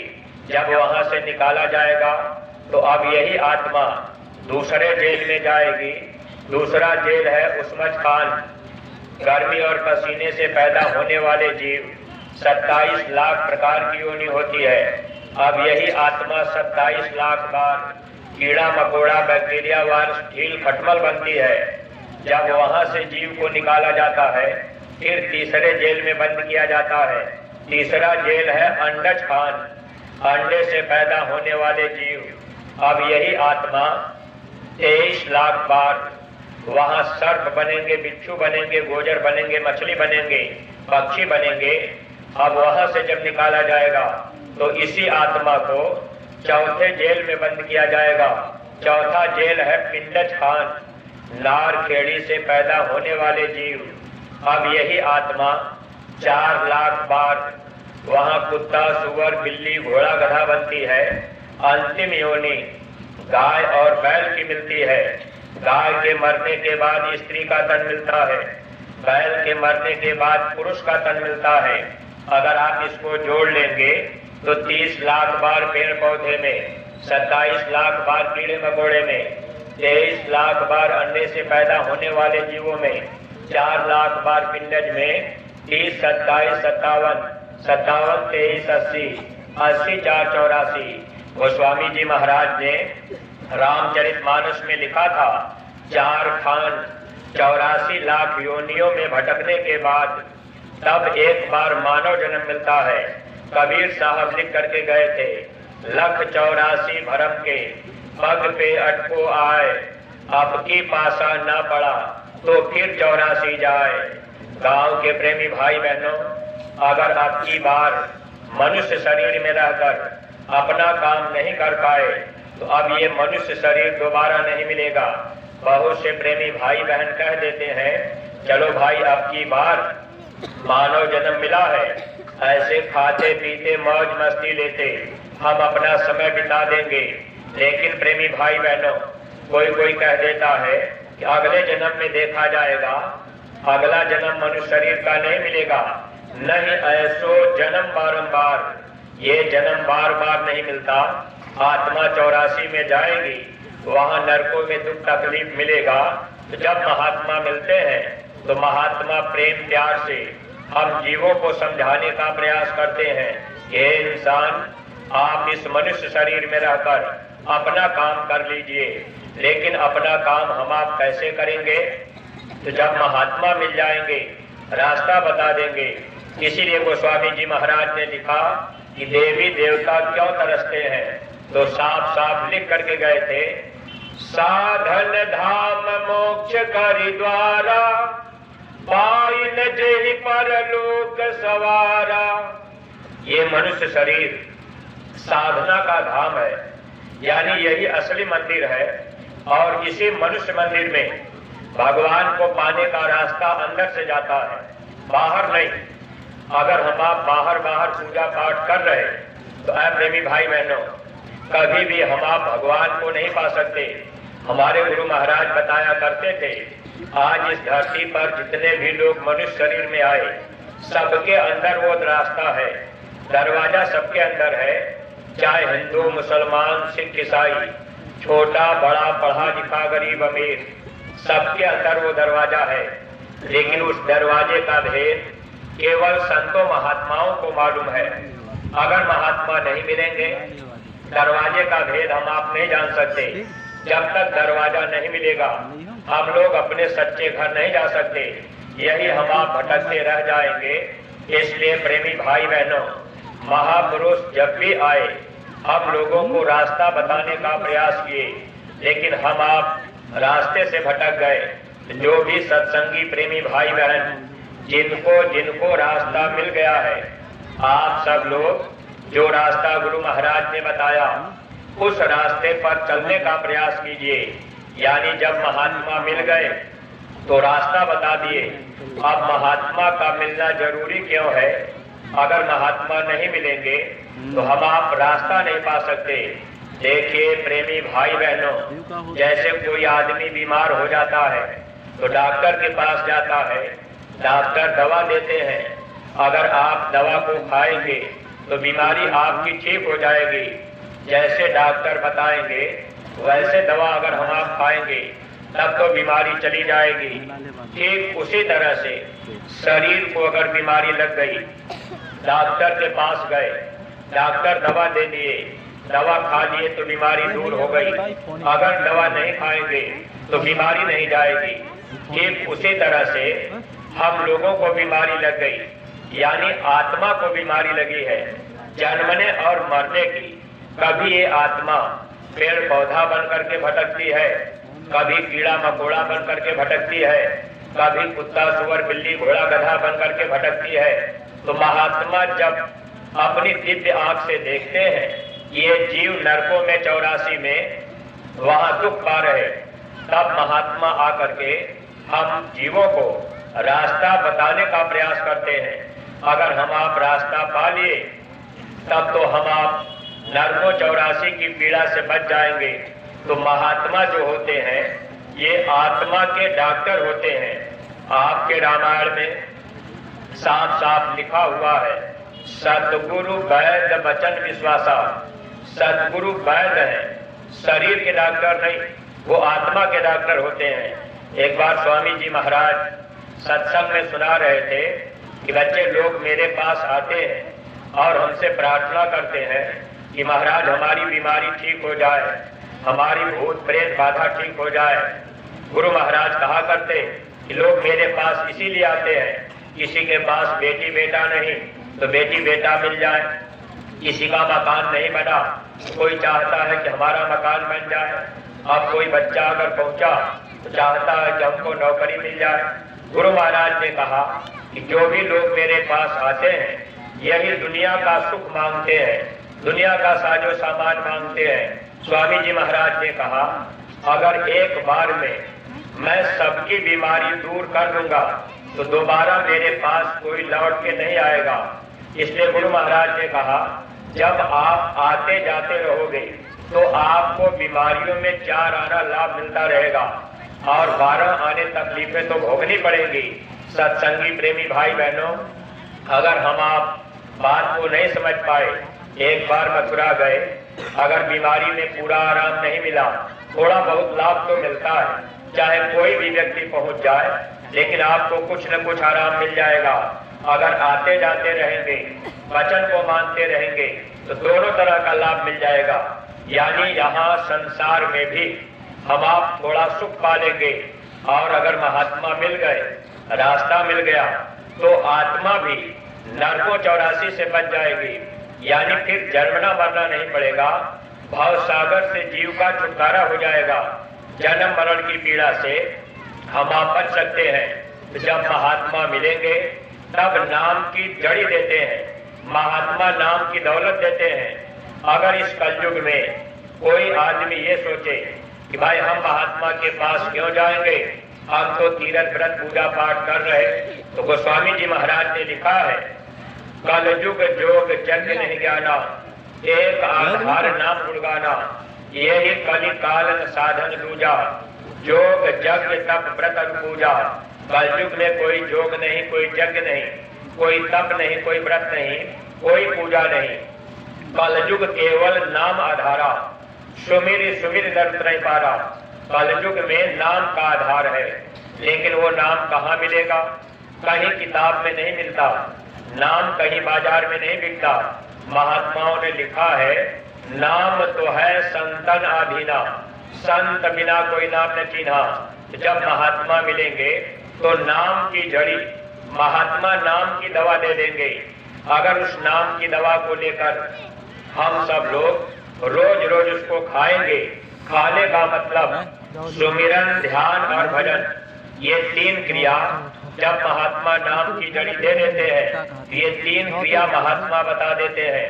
अगर हम सब प्रेमी भाई बहन नियमित रूप से सुमिरन, ध्यान, भजन करने लगे तब हम लोगों को दोनों तरह का सुख मिल सकता है। इसीलिए महात्मा लिख करके गए सुमिरन से सुख होता है, सुमिरन से दुख जाए, कहे कबीर सुमिरन किए, साई माही समाए। सुमिरन से दुख जाएगा और सुमिरन से सुख मिलेगा, सुमिरन से अंदर में मालिक का दर्शन होगा।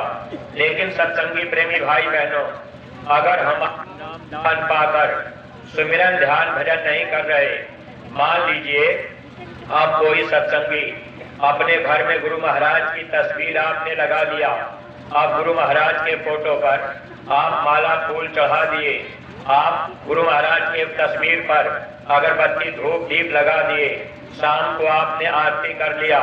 अगर सुमिरन, ध्यान, भजन नहीं कर पाए तो रास्ता आप भटक जाएंगे, फिर हमको आपको दुख तकलीफ उठाना पड़ेगा। इसलिए इस बात का ध्यान रखा करिए। ये बाहरी पूजा पाठ जो बनाया गया, ये काल भगवान ने बनाया। बाहरी मत काल मत होता है। जब आप काल भगवान के रास्ते पर जाएंगे तो आपको काल भगवान रोक देंगे। अगर आप दयाल का रास्ता पकड़ लेंगे तब आपको काल भगवान नहीं रोकेंगे। इसलिए जब मानव जीवन में गुरु मिल जाए तो अपना निशाना एक तरफ, गुरु पूजा में सबकी पूजा। जब आप गुरु की पूजा करेंगे तब आपका कोई बाल बाका नहीं कर सकता। अगर थोड़ी सी आपने काल की भी पूजा कर लिया, थोड़ी सी आपने दयाल की भी पूजा कर लिया, आप सोचेंगे कि भाई ये खुश रहे, देवी देवता भी खुश रहे और गुरु महाराज भी खुश रहे। तो जब इस शरीर का समय पूरा होगा, हम लोग धर्मराज के दरबार में जब पेश किए जाएंगे तो काल भगवान रोक देंगे, कहेंगे ये जीव मेरी पूजा किया है, इसलिए मैं इसको जाने नहीं दूंगा। अब भाई अगर काल की पूजा आप करेंगे तो कुछ न कुछ वो काल आपको देगा, कहेगा भाई इसने मेरी पूजा किया है, इसलिए हम इसको जाने नहीं देंगे, हम इसको धनी मानी बनाकर फिर इसको जन्म दे देंगे। प्रेमी भाई बहनों, अगर हम आप दयाल की पूजा किए, गुरु की बात माने, तब तो हम आप छूट जाएंगे। इसलिए अगर काल की पूजा, बाहरी पूजा पाठ हम आप करेंगे तो इससे क्या होगा, फिर 84 में जाना पड़ता है। इसलिए हर प्रेमी भाई बहनों को इस बात का ध्यान रखना चाहिए। एक बार स्वामी जी महाराज सत्संग में सुनाने लगे, क्या बच्चा आपने कभी विचार किया, कभी कभी कोई कोई कुत्ता ऐसी गाड़ी में बैठ के चलता है, लोग उसको साबुन तेल लगाते हैं, अपने घर में पाल पोस के रखते हैं, अच्छा अच्छा भोजन कराते हैं और ऐसी गाड़ी में बैठा के घुमाते हैं, और कोई कोई कुत्ते बेचारे ऐसे दर दर भटक रहे, कभी साबुन तेल भी शरीर में नहीं लग पाता, भोजन भी नहीं मिल पाता। गुरु महाराज ने कहा, आपने विचार किया कि ऐसा क्यों होता है? जब वो मनुष्य शरीर में रहा तो अच्छा काम थोड़ा कर दिया, अच्छे काम करने के बाद भी अब उसको 84 में जाना पड़ा। कुत्ते का जन्म हो गया अच्छे परिवार में, अब लोग उसको पाल पोस करके रख लिए, तो अब वो ऐसी गाड़ी में बैठ के घूम रहा है। प्रेमी भाई बहनों, इसलिए आप ये बात ध्यान रखिएगा, बाहरी पूजा पाठ में अपने को मत फंसाइएगा। अगर कोई आपसे कह दे कि भाई गुरु महाराज की तस्वीर लगाकर आप जय गुरुदेव जय जय गुरुदेव ऐसी धुनी आप गाइए, अगर आप घंटा 2 घंटा 4 घंटा जय गुरुदेव नाम की धुनी गाने लगेंगे तो ये बाहरी पूजा हो जाएगी। इससे क्या होगा, काल भगवान रोक देंगे। जब गोस्वामी जी महाराज इसी धरती पर आए थे, काशी में सत्संग हो रहा था, काशी के माने जाने विद्वान माना पंडित गोस्वामी जी महाराज के सत्संग में पहुंच गए। जब गोस्वामी जी महाराज अंदर की पूजा, सुमिरन, ध्यान, भजन बता रहे थे, तो गोस्वामी जी महाराज की बात सुनकर माना पंडित क्रोध में आ गए। गोस्वामी जी महाराज को गाली देने लगे, रे पुकार करने लगे। जब सत्संग खत्म हुआ तब गोस्वामी जी महाराज ने पूछा, अरे भाई कुछ कहना है? माना पंडित ने कहा कि आपने हमको कोई तीर्थ व्रत पूजा पाठ, देवी देवता, गंगा जमुना, माला फूल धुवती दशांग, गंगा जल नारियल चढ़ाने की बात तो नहीं की, और तुम तो केवल सुमिरन ध्यान भजन बता रहे। तो उस समय बड़े वो नाराज रहे। गोस्वामी जी महाराज ने कहा, अच्छा आप एक काम करो, पालकी लगा के अभी बैठ जाओ। माना पंडित पालकी लगाए। गोस्वामी जी महाराज ने कहा, ये बाहर की दोनों आंखें आप बंद कर लो। तो जब माना पंडित बाहर की दोनों आंख बंद किए, उसी समय गोस्वामी जी महाराज ने थोड़ी तवज्जो दे दी, यानी दया कर दी। जब दया हुई तो माना पंडित का अंदर का पर्दा खुल गया। जब अंदर का पर्दा खुला तो अंदर में उजाला हो गया। जब ऊपर में प्रकाश हुआ तो उसी प्रकाश में अब सुंदर सुंदर बाग बगीचे, बड़ी बड़ी नदी नहरें, बड़े बड़े देवी देवता, अब वहाँ खुशबूदार हवा चल रही। दर्शन माना पंडित को हो रहा। जैसे अंधेरे में आप टार्च जला देंगे तो आपको दूर तक दिखाई देगा, ऐसे जब ऊपर में प्रकाश हुआ तो देवी देवता का दर्शन होने लगा। उस समय गोस्वामी जी महाराज जब अपनी दया को फिर खींच लिए, माना पंडित के सामने अंधेरा हो गया। माना पंडित उठे, गोस्वामी जी के चरणों में गिर गए और रोने लगे, कहने लगे, स्वामी हमसे भूल हो गई, हमने आपको गाली दे दिया, हमने आपको बुरा भला कह दिया। स्वामी मेरे मन में एक भ्रम है, मेरा भ्रम दूर कर दीजिए। तो गोस्वामी जी महाराज ने कहा, भाई पूछ लो क्या भ्रम है। तो माना पंडित गोस्वामी जी से पूछ रहे, एक भ्रम मोरे मन में आवा, ताको स्वामी भाकी सुनावा। स्वामी मेरे मन में भ्रम है, मेरा भ्रम अब दूर कर दीजिए। गोस्वामी जी ने कहा, भाई पूछो तो सही। तो माना पंडित पूछ रहे, तीर्थ धाम व्रत और पूजा, या में मोको कछु नहीं सूझा। स्वामी मैंने तीर्थ किया, मैंने व्रत किया, मैंने पूजा पाठ किया, गंगा स्नान किया, दान किया, मैंने पेड़ में जल भी चढ़ाया, धागा भी लपेटा, दीप भी जलाया, चंदन भी लगाया, लेकिन स्वामी आज तक मुझे कभी देवी देवता का दर्शन नहीं हुआ। स्वामी एक बात मुझे बता दीजिए, आपने मेरी आंख को बंद करा के आज अंतर में देवी देवता का दर्शन करा दिया, तो स्वामी जो आप रास्ता बता रहे ये रास्ता तो सच्चा है, लेकिन ये बाहरी पूजा पाठ क्यों बनाया गया? तब तो स्वामी जी महाराज ने एक लाइन में समझाया था, कहा देखो माना पंडित, बाहरी पूजा पाठ ये काल भगवान ने बनाया कि जीव जब बाहर बाहर भटक जाएंगे तो अंदर की साधना यानी सुमिरन ध्यान भजन नहीं करेंगे, अंदर का रास्ता भूल जाएंगे और बाहर बाहर गाने बजाने में अपना जीवन ऐसे बर्बाद कर देंगे, फिर इनको हम ले जा करके वहां नरकों में 84 में डाल देंगे, इनको वहां दुख मिलेगा। तो गोस्वामी जी महाराज एक लाइन में बताए, कर्म ख्याल सब झूठ पसारा, इन संग से 84 धारा। हे माना पंडित, अगर आप बाहर बाहर पूजा करते रहोगे तो आपको फिर 84 में जाना पड़ेगा। सत्संगी प्रेमी भाई बहनों, आपको रास्ता अंदर चलने का गुरु महाराज ने बताया, तो अंदर का रास्ता कैसे? जब आप सुमिरन ध्यान भजन करेंगे, आंख कान मुंह बंद कर जब आप सुमिरन करेंगे तो आपकी जबान बंद रहेगी। अगर आप माला लेकर के जय गुरुदेव चिल्ला चिल्ला के बोल रहे तो ये सुमिरन में नहीं आएगा, फिर आप बाहरी पूजा पाठ में फंस गए। जब आप ध्यान करेंगे तो आपकी बाहर की आंख बंद रहेगी, और जब आप भजन करेंगे तब आपके बाहर के दोनों कान बंद रहेंगे। तो जब सुमिरन ध्यान और भजन ये क्रिया आप करेंगे तब अंदर चलने का रास्ता आपका खुलेगा।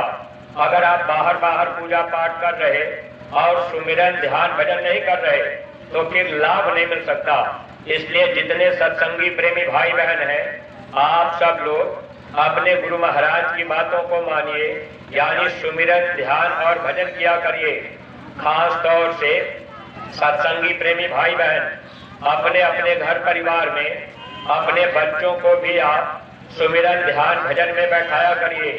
अगर आप अपने बच्चों को नहीं बैठाएंगे तो आगे आने वाला समय इतना खतरनाक है, इंसान के जिस्म के टुकड़े टुकड़े हो जाएंगे।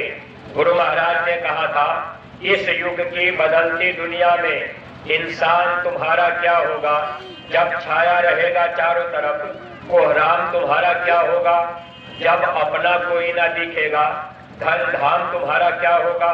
इस बेटी बेटा के लिए हम सब लोग दिन रात मेहनत कर रहे, जब ये बेटी बेटा नहीं रहेंगे, जब आगे समय खराब आएगा, गुरु महाराज ने कहा जब परिवर्तन होगा, 12-12, 15-15 कोस पर चिराग जलेंगे, लोग अपने अपने कर्म की तलवार से मारे जाएंगे।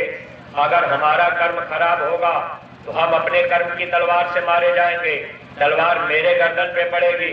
अगर आपका कर्म खराब होगा तो तलवार आपके गर्दन पे पड़ेगी। तो जब महात्मा आते हैं, महात्मा बचने का साधन बता देते हैं। स्वामी जी महाराज ने कहा, बच्चे आप लोग अपने अपने गांव में सामूहिक भजन करना, लेकिन सत्संगी प्रेमी भाई बहनों, जब डॉक्टर कोई दवा दे और डॉक्टर कह दे ये दवा आप गर्म पानी से खाना, अगर आपने गर्म पानी से दवा नहीं खाई तो बीमारी नहीं जाएगी।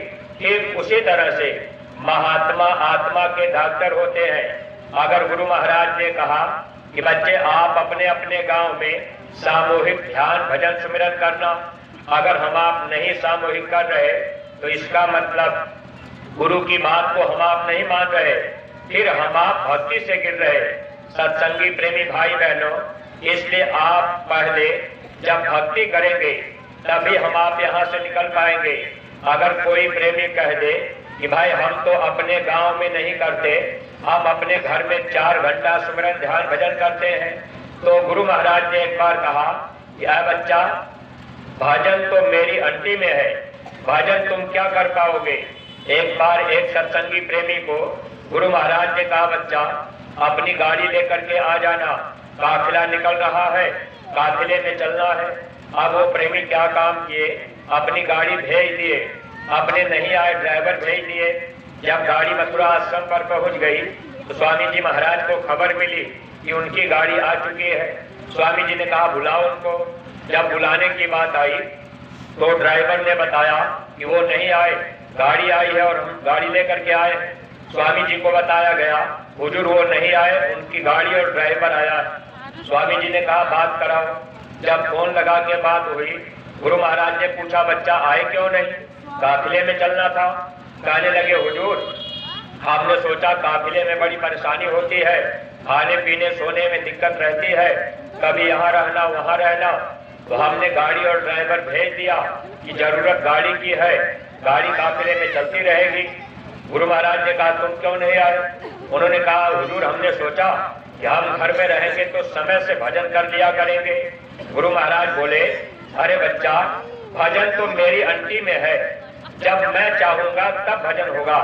ऐसे सत्संगी प्रेमी भाई बहनों, अगर हम आप बात को नहीं समझ पाए, अगर कोई सत्संगी आज कहे कि भाई हम अपने घर में 4 घंटा बैठते हैं भजन पर, हम सामूहिक भजन में नहीं जाएंगे, तो ये मन का धोखा है। इसलिए आप पहले भक्ति कीजिए। परमार्थ की पहली सीढ़ी गुरु भक्ति है, प्रथम सीढ़ी है गुरु भक्ति। गुरु भक्ति बिन काज सजती, और उपाय अनेकन करते, गुरु भक्ति को मुख्य न धरते। जब आप भक्ति करेंगे तो भक्ति से जानते हैं क्या फायदा होता है। जब हम आप गुरु आदेश का पालन करेंगे यानी भक्ति करेंगे, तो भक्ति करने से आत्मा के अंदर शक्ति आती है। अगर आत्मा के अंदर शक्ति आ गई तब महात्मा आत्मा को निर्घर ले जाते हैं। अगर आत्मा के अंदर शक्ति नहीं है, स्वामी जी महाराज कहते थे बच्चे तुमको बनने में देर है, हमें उठाने में देर नहीं है। अगर गुरु महाराज आज हम लोगों का भजन बना दे तो आवाज जब आने लगेगी ये सर फट जाएगा, हम आप बर्दाश्त नहीं कर पाएंगे। आसमान में बिजली चमकती है, जब भादों के महीने में बिजली चमकती है आदमी डर जाता है। प्रेमी भाई बहनों, जब महात्मा मिलते हैं तो हमसे आपसे भक्ति कराते हैं। जब आत्मा के अंदर शक्ति आ जाएगी तब महात्मा ले चलते हैं, तब हमारे आपके अंदर बर्दाश्त करने की क्षमता हो जाती है। अगर हम आप भक्ति नहीं करेंगे यानी गुरु की बात नहीं मानेंगे, आत्मा के अंदर शक्ति नहीं आएगी। आत्मा की शक्ति मन ले करके, मन इस संसार में काम करता है, मन अपनी वाली करता है, मन आत्मा का दुश्मन है। प्रेमी भाई बहनों, जब गुरु की बात आप मानेंगे मन आपका कमजोर होगा और आत्मा के अंदर ताकत आएगी। जब आत्मा के अंदर ताकत आ गई तब महात्मा इसको ले जाएंगे। इसलिए जो भी सत्संगी प्रेमी भाई बहन, आप अगर गांव में अकेले सत्संगी हैं या गांव के बाहर आपने मकान बना लिया तो आप सामूहिक भजन किया करिए। शाम को अपने अपने घर में अपने बच्चे को, अपने बहू को, अपनी बेटी को, पति पत्नी भाई जो भी परिवार में लोग हों, शाम को 1 घंटे के अंदर देवी देवता भगवान का दर्शन होगा। गांव के प्रेमी भाई बहनों, ऐसे महात्मा की खोज कीजिए जो महात्मा आपको ईश्वरी आंख खुलने की विद्या बता दे। अगर कोई न मिल पावे तो आप एक बार समय निकाल कर मथुरा जरूर पहुंचिएगा। अभी मार्च के महीने में होली के समय 7, 8, 9 मार्च को 3 दिन का कार्यक्रम मथुरा में सत्संग का मेला लगेगा। और जो भी गांव के प्रेमी भाई बहन आप भी चाहें तो आप वहां पहुंच करके अंदर जाने का रास्ता, तीसरा नेत्र खुलने का रास्ता, भजन करने का रास्ता आप भी पा सकते हैं। आत्मा का धन कैसे कमाया जाएगा ये रास्ता आपको भी मिल सकता है, लेकिन आपको महात्मा के करीब जाना पड़ेगा। जब महात्मा मिल जाएंगे तब रास्ता मिल जाएगा। अगर कोई आपसे कह दे कि अब तो बाबा जय गुरुदेव जी महाराज नहीं रह गए, अब हम मथुरा जाएंगे तो क्या मिलेगा, तो गांव के प्रेमी भाई बहनों ये बात आप लोग ध्यान से समझ लीजिएगा। ये हमारे गुरु महाराज 18 मई सन 2012 को शरीर छोड़ गए, लेकिन गुरु महाराज जाने के पहले पूज्य महाराज जी जिनकी दाढ़ी बाल काली है, गुरु महाराज ने पूरा अधिकार दे करके और पूरा करके गए।